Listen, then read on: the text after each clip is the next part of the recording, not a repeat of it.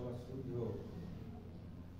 এবং এই স্কুলের সাবেক ছাত্র কৃতি ছাত্র জনাব ডাক্তার ইকরামুল বারী টিপু, উপস্থিত আছেন স্কুলের ভারপ্রাপ্ত প্রধান শিক্ষক জনাব আশরাফুল ইসলাম স্যার, এবং আমার শিক্ষক আছেন জনাব সিমেলি স্যার, এবং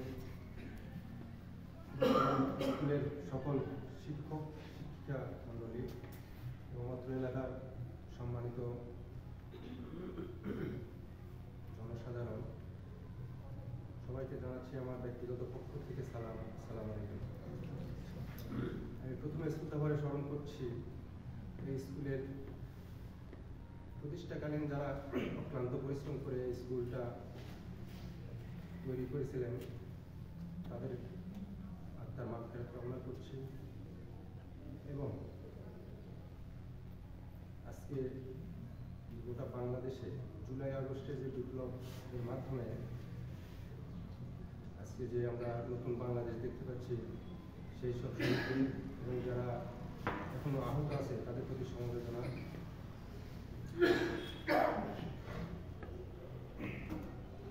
জ্ঞাপন করছি।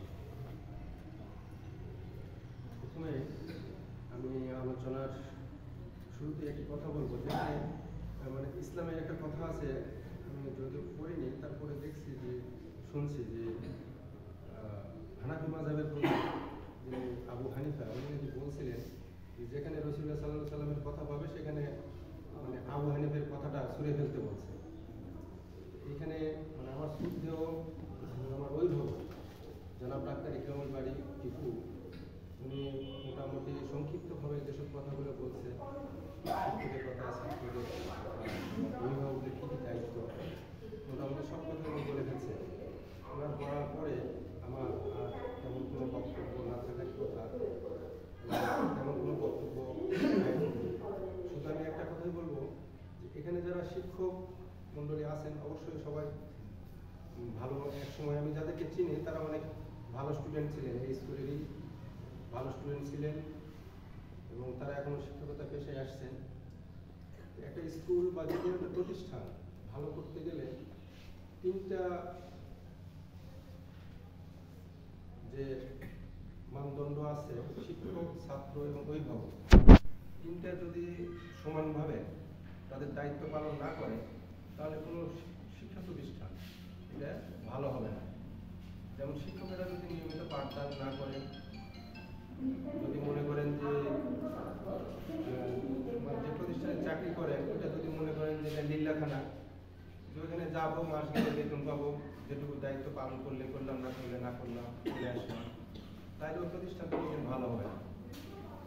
আবার শিক্ষক ছাত্ররা যদি ঠিকমতো পড়াশোনা না করে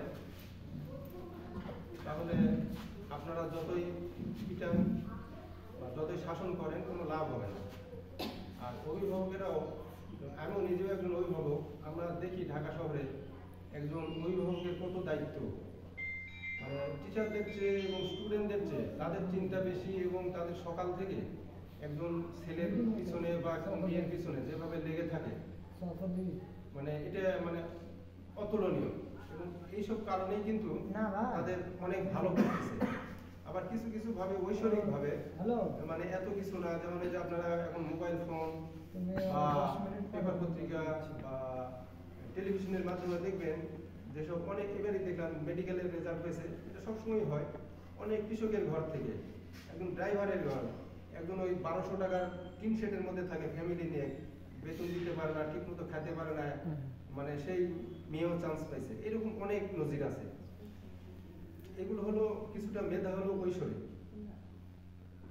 আমরা যারা এইসব প্রতিষ্ঠানে স্টুডেন্ট আছে, মানে এই বিগত দিনে দেখছি এই স্কুল থেকে অনেক ভালো ভালো স্টুডেন্ট আজকাল বিভিন্ন বাংলাদেশে এবং দেশের বাইরেও অনেক কৃতিত্বের সহিত তারা তাদের বিভিন্ন চাকরি করতেছে, ব্যবসা করতেছে, অনেক ভালো করতেছে। কিছুটা হলেও আমাদের স্কুলের সুনাম বা পড়াশোনাও হয়তো আগের মতো নেই, আমরা হয়তো দূর থেকে জেনেছি।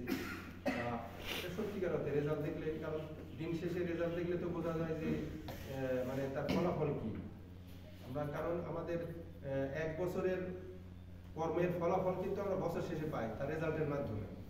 আমি শুধু স্যারকে বলবো, আপনারা অবশ্যই অভিজ্ঞ, মানে আপনারা সিনসিয়ার সব কিছুই আছেন, তারপরেও মানুষের তো শিখার শেষ নেই। যেমন আমাদের শুদ্ধ ডাক্তার ইকরামুল ঠিকও বললেন যে পড়াশোনা করে আসা মানে দরকার আছে। আপনারা শুধু পড়াশোনা না, আপনারা দেখেন অন্যান্য স্কুল কীভাবে ভালো করতেছে, তারা কি কি কাজ করতেছে। যেমন আপনারা হয়তো মাসে হয়তো কিছু পরীক্ষা নিতে পারেন, যে এক মাসে যেসব পরীক্ষা আমরা ক্লাস করালাম তার উপরে একটা পরীক্ষা নিতে। তারপরে যেমন আমরা ইউনিভার্সিটিতে টিউটোরিয়াল পরীক্ষা দিতাম, আপনারাও নিশ্চয়ই দিয়ে আসছেন, পরীক্ষা নিতেন। তারপরে রেজাল্টের সময় আপনারা অভিভাবকদের একটু ডাকলেন, যদি অভিভাবক না আসে তাহলে যেভাবে হোক তাদের মেসেজ দেন যে আপনার ছেলে কিন্তু রেজাল্ট এই করতেছে, এবং সাবজেক্টে খুব দুর্বল, এইভাবে তাদের একটু জানালেন, তারাও সচেতন হলো। এবং আমরা তো এলাকাবাসী, জনসাধারণ বা এখানে আমাদের ভাতৃত্ব সংগঠন আছে, ওরা যথেষ্ট পরিশ্রম করে স্কুল নিয়ে, আমরাও তাদেরকে মানে সর্বাত্মক সহযোগিতা করবো, আসি আমরা। এবং সবাই মিলিতভাবে যদি আমরা চেষ্টা করি, এই স্কুল অবশ্যই আগের চেয়ে আরো অনেক ভালো হবে। ভালো হবে না কেন? কারণ আপনারা যারা যোগ্য টিচার আছেন, অবশ্যই সবাই যোগ্য টিচার, তারা যদি একটু পরিশ্রম করেন, একটু ভালোভাবে ছাত্রদের পড়াশোনা করেন, ধরনের কেডি স্কুল আছে, জেলা স্কুল আছে, এই মালদা থানারই অনেক ভালো ভালো স্কুল এখন যারা ভালো রেজাল্ট করতেছে, তারা কিভাবে পড়ায় একটু দেখেন, তাহলে আপনারা হয়তো আপনাদের যদি কোনো দুর্বলতা থাকে, ওই নিয়ম যদি আপনাদের একটু গাফিলতি থাকে, ওইগুলো আপনাদের ঠিক করে নিতে হবে। তাহলে অবশ্যই স্কুলের রেজাল্ট ভালো হবে, স্কুলের পরিবেশ ভালো হবে। আর আপনাদের কাছে একটু অনুরোধ করবো, আপনারা যেমন বাসা বাড়িও পরিষ্কার পরিচ্ছন্ন রাখেন, স্কুলটাও একটু পরিষ্কার পরিচ্ছন্ন রাখার একটু চেষ্টা করবেন। আগে যেমন আমরা ছাত্র ছিলাম, এখন যদি একটু নাই,